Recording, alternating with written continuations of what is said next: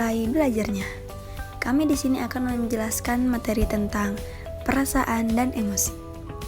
Di dalam perasaan, kita akan menjelaskan tentang pengertian perasaan, bentuk dan aspek perasaan, simpati dan empati, dan teori hedonisme.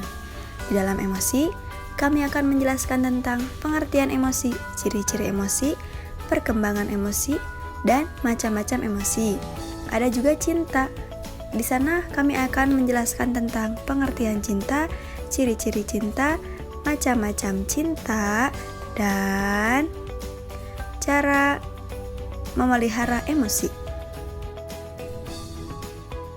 Perasaan.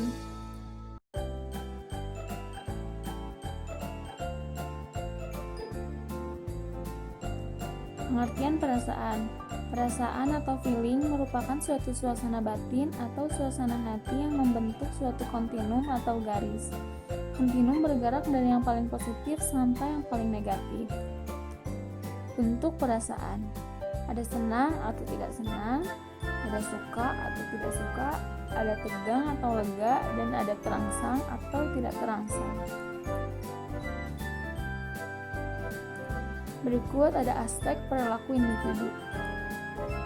Di dalamnya ada afektif, perasaan atau merasa, ada kognitif, mengetahui, dan ada psikomotor, gerakan motorik. Ketiganya berbeda tapi saling berhubungan. Mengetahui dilakukan melalui pengendaraan dan hasil mengetahui diperoleh pengetahuan serta rasa puas dan tidak puas. Rasa puas atau tidak puas dapat mendorong individu untuk melakukan gerakan-gerakan motorik. Simpati dan empati. Simpati adalah suatu kecenderungan untuk turut merasakan apa yang sedang dirasakan orang lain.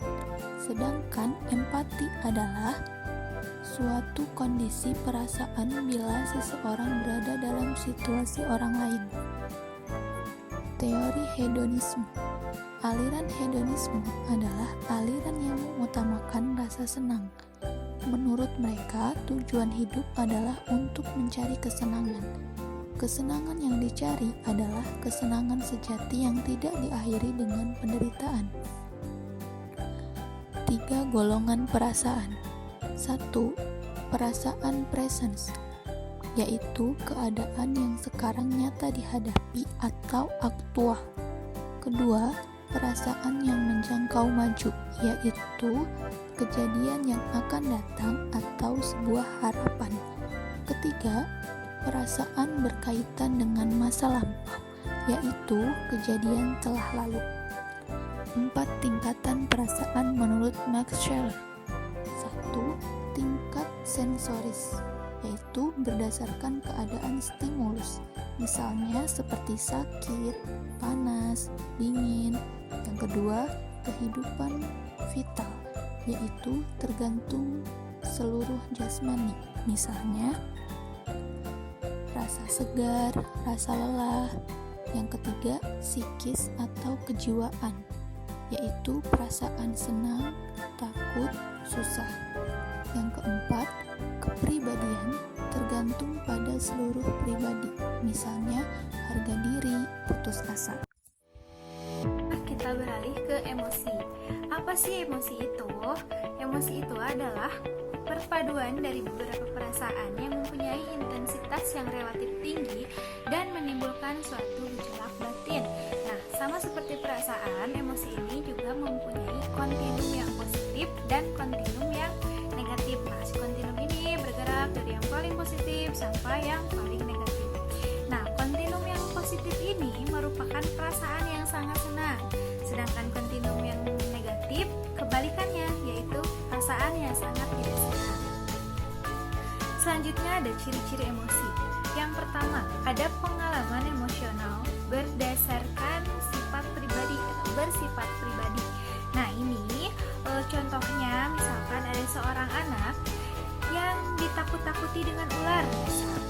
Terus dia sampai besarnya pun takut dengan ular. Mengapa? Karena dari kecilnya ia sudah terbiasa takut dengan perkataan-perkataan dari orang tuanya. Misalkan ular itu menggigit, berbisa, dan lain-lain, sehingga ketika ia dewasa, ia akan terus takut dengan ular. Jadi emosi ini berhubungan dengan pertumbuhan. Lalu yang kedua ada perubahan emosi dari aspek jasmania. Bagaimana maksudnya?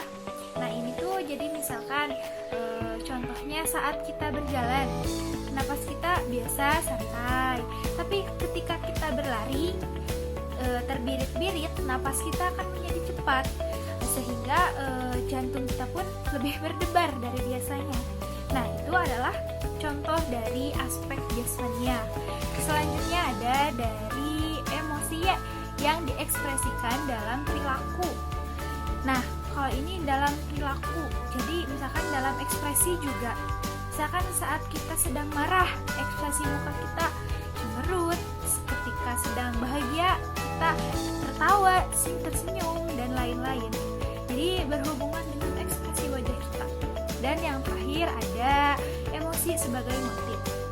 Nah di sini motif itu apa? Jadi sesuatu emosi yang mendorong untuk melakukan sesuatu. Misal ketika kita marah, kita ingin memukul seseorang, ada rasa ingin memukul.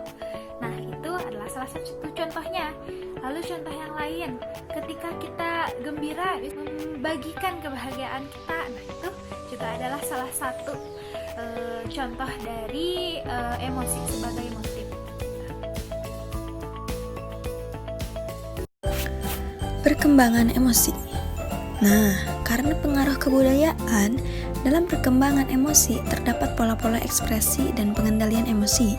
Yang pertama, spontanitas dan pengendalian, yaitu individu dituntut harus dapat mengendalikan ekspresi emosinya.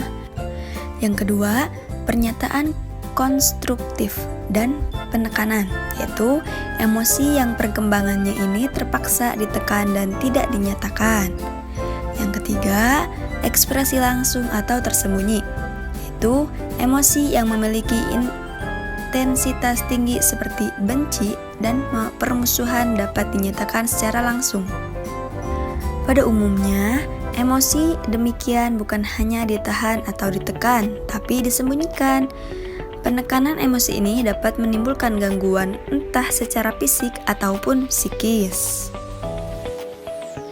Macam-macam emosi. Yang pertama yaitu takut, cemas, dan khawatir. Emosi ini berkenaan dengan adanya rasa terancam akan sesuatu. Pada rasa takut, ancaman ini lebih khusus dan jelas, sedangkan pada cemas dan khawatir, objek yang mengancamnya tidak begitu jelas. Kecemasan dan kekhawatiran yang sangat kuat bersifat negatif, sebab dapat menimbulkan gangguan baik secara psikis ataupun fisik. Yang kedua, ada marah dan permusuhan. Nah, pada umumnya, kedua jenis emosi ini diberi konotasi negatif, walaupun sebenarnya mereka kondisi yang normal. Keduanya merupakan cara individu yang menyesuaikan diri dengan lingkungan dan memenuhi kebutuhannya melalui bentuk perilaku agresif atau menyerang. Nah, yang ketiga, rasa bersalah dan rasa duka, yaitu kedua emosi ini dialami seseorang karena kegagalan atau kesalahan dalam melakukan perbuatan yang berkenaan dengan norma. Keduanya memiliki nilai positif apabila intensitasnya tidak terlalu kuat dan diterima sebagai koreksi diri. Sedangkan intensitas yang terlalu kuat dalam tempo yang cukup panjang dapat memberikan dampak negatif. Ada 3 rules emosi. Yang pertama, masking, yaitu seseorang yang mampu menyembunyikan emosinya. Yang kedua, modulation, orang yang tidak bisa meredam tuntas gejala jasmaninya. Yang ketiga, simulation, yaitu tidak mengalami emosi tetapi seolah mengalami emosi.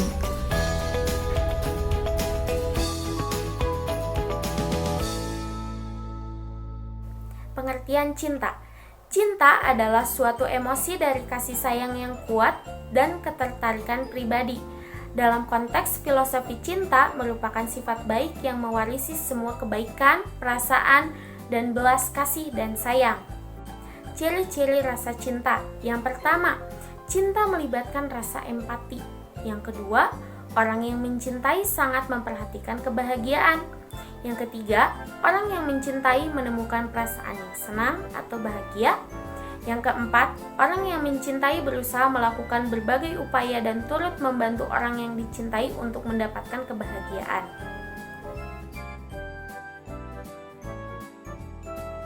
Macam-macam cinta ada 5. Yang pertama, cinta sahabat atau persaudaraan. Cinta sahabat atau persaudaraan adalah cinta yang paling dasar dan umum sebagai makhluk sosial manusia yang selalu membutuhkan orang lain. Yang kedua, cinta orang tua. Cinta orang tua merupakan cinta yang murni, sebab tidak didasari oleh rasa pamrih atau mengharapkan imbalan apapun. Yang ketiga, cinta erotik. Cinta erotik merupakan cinta antara jenis kelamin yang berbeda antara pria dan wanita. Cinta ini mengandung dorongan-dorongan erotik atau seksual.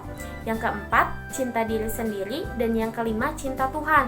Cinta Tuhan merupakan manifestasi dari hubungan manusia dengan yang gaib, yaitu yang menciptakannya. Cinta Tuhan lahir dari keyakinan akan agamanya dan akan Tuhan yang menentukan segala kehidupannya.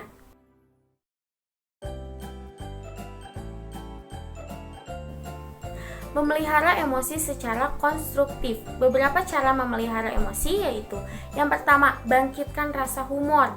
Yang kedua, peliharalah selalu emosi-emosi yang positif dan jauhkanlah emosi-emosi yang negatif. Yang ketiga, berorientasi kepada kenyataan. Dan yang keempat, yang terakhir, kurangi dan hilangkan emosi yang negatif. Sekian dari kelompok kami, mohon maaf bila banyak kekurangan dan kesalahan. Mudah-mudahan apa yang kami jelaskan dan apa yang kami sampaikan dapat dipahami dan dapat diambil hikmahnya. Terima kasih. Wassalamualaikum warahmatullahi wabarakatuh.